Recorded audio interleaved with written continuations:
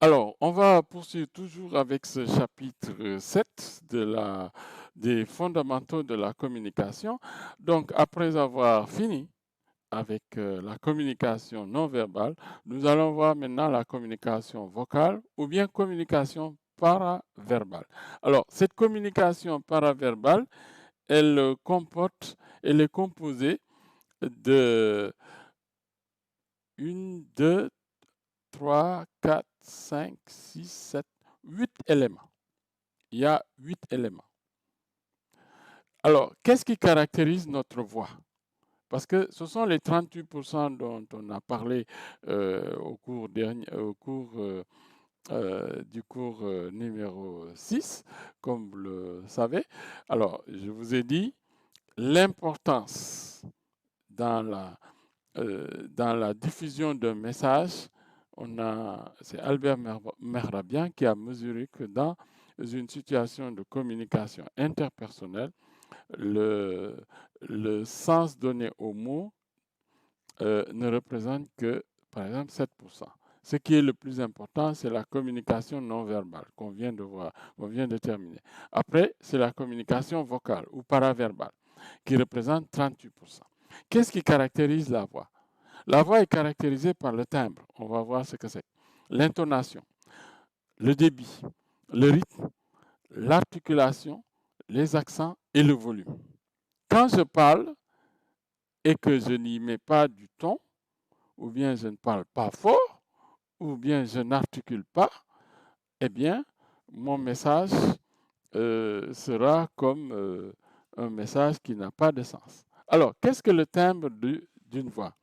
Dans la définition du timbre d'une voix, on vous dit que c'est le type de voix qui est spécifique à chaque personne. Vous avez des gens qui ont une voix grave, une voix aiguë, nasillarde, criarde, douce, dynamique, froide ou chaleureuse. Alors, pour savoir quel est le type de voix que vous avez, ce que je vais vous demander de faire, si vous ne le savez pas, vous allez encore, j'ai vos vidéos, vous avez parlé dans ces vidéos, mais enregistrez en 30 secondes votre voix, dites quelque chose de sensé, et après je vous dirai quel type de voix vous avez.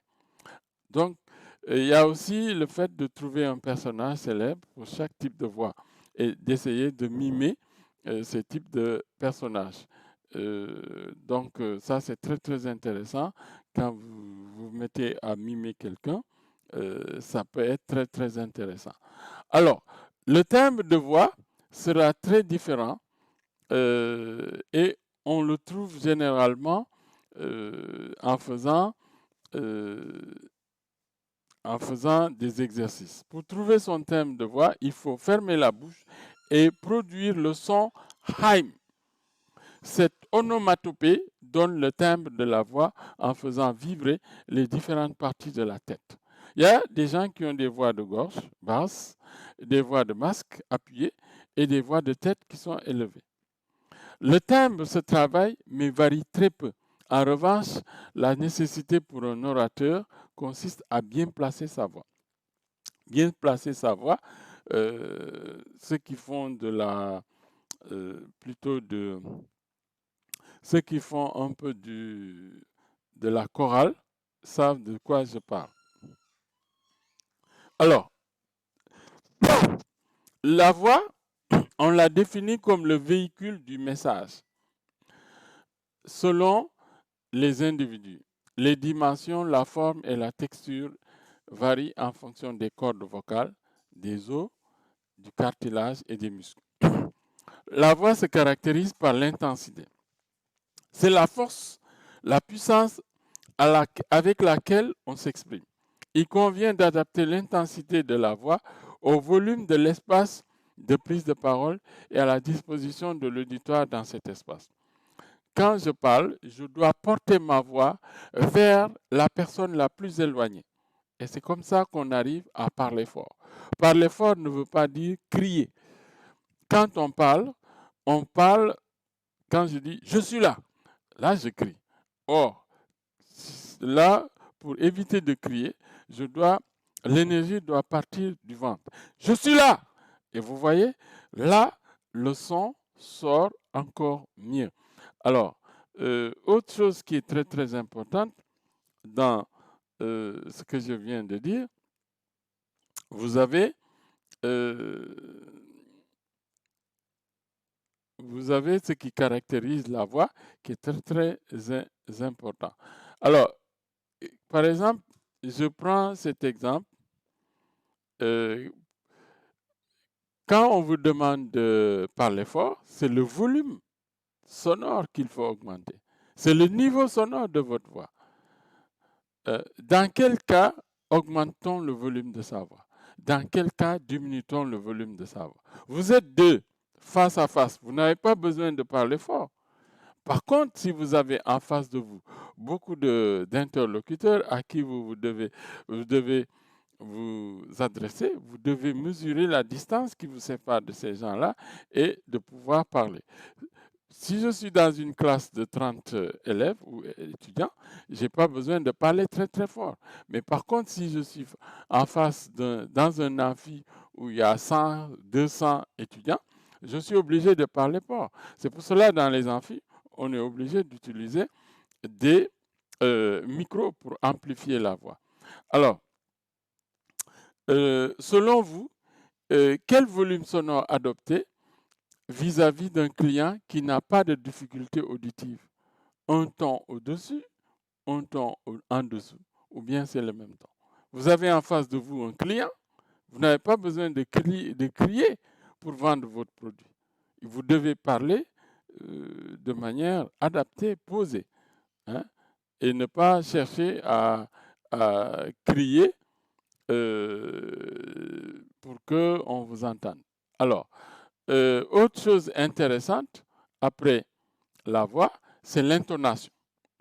L'intonation d'une voix, chaque personne peut s'exercer à varier les hauteurs de voix. Quand nous parlons, on ne parle pas sur le même ton. Il faut parler et faire en sorte que de changer, de varier de ton. L'intonation porte l'intention du message et les sentiments.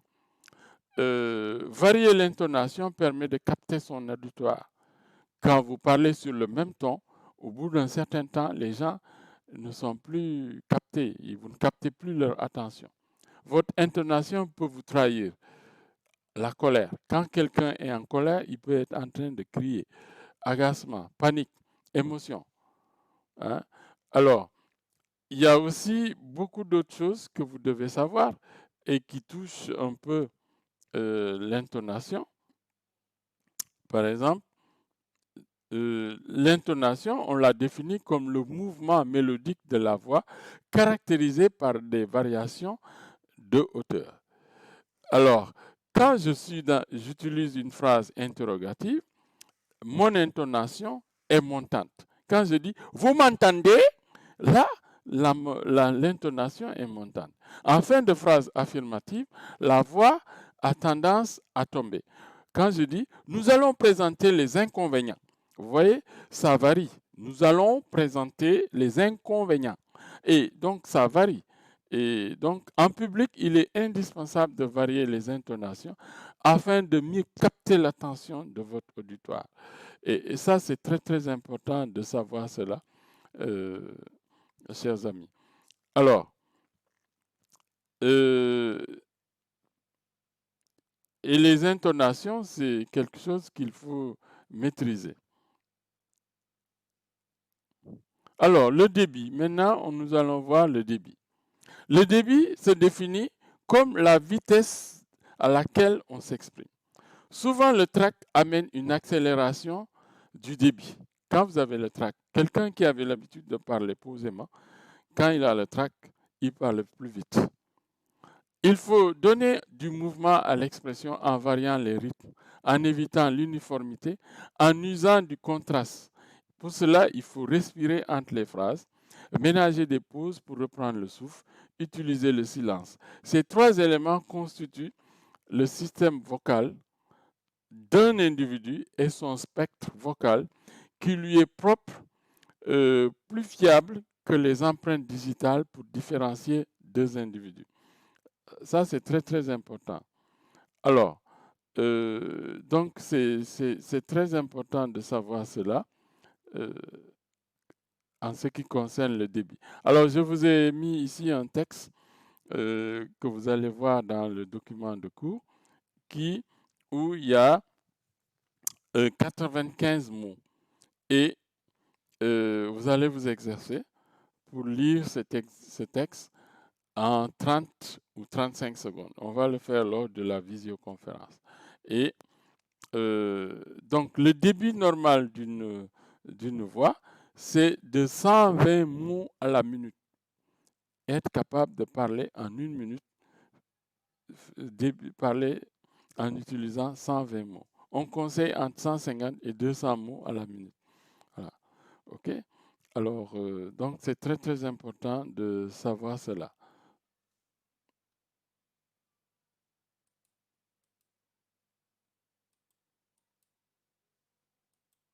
Alors, maintenant, on va voir l'articulation.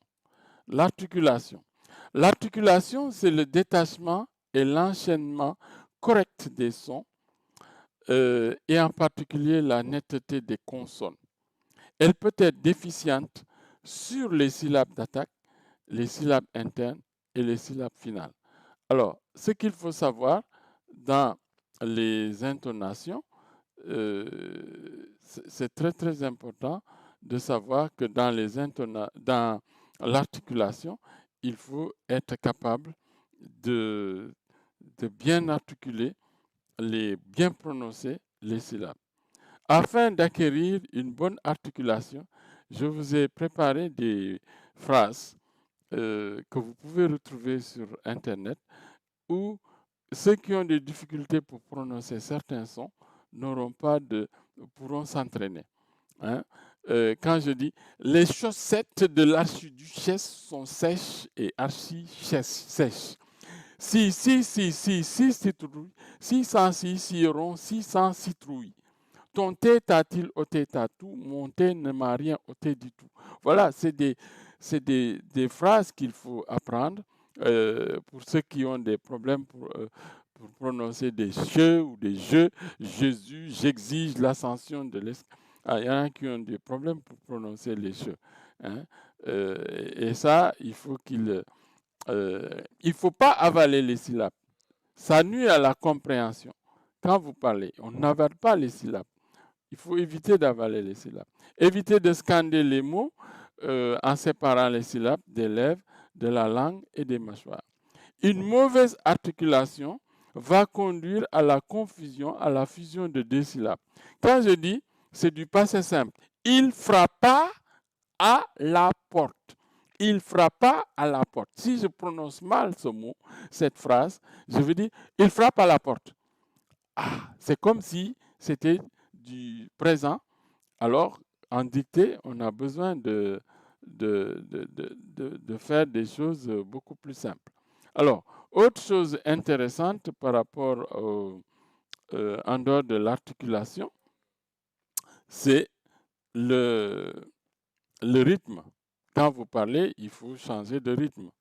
Le rythme englobe la ponctuation, les modulations, les silences, les répétitions, les mots tic, quand, même, en cas. Et changer de rythme, c'est comme l'intonation. Il faut être capable de changer de rythme. Et ça, c'est très, très important quand vous parlez. Les accents, par contre, c'est des choses sur lesquelles vous ne pourrez jamais changer.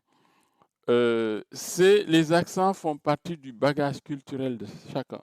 Si je suis né en Côte d'Ivoire, je vais avoir l'accent ivoirien. Je suis né au Sénégal, je vais avoir l'accent sénégalais. Le plus important dans les accents, c'est quoi? C'est que notre accent n'entrave pas la compréhension des échanges. Il peut être parfaitement accepté et puis il faut pas se moquer des accents des autres, comme le font beaucoup de Sénégalais. Ils se moquent des accents, comme on dit, des étrangers de l'Afrique centrale, des Niaks. C'est pas bien.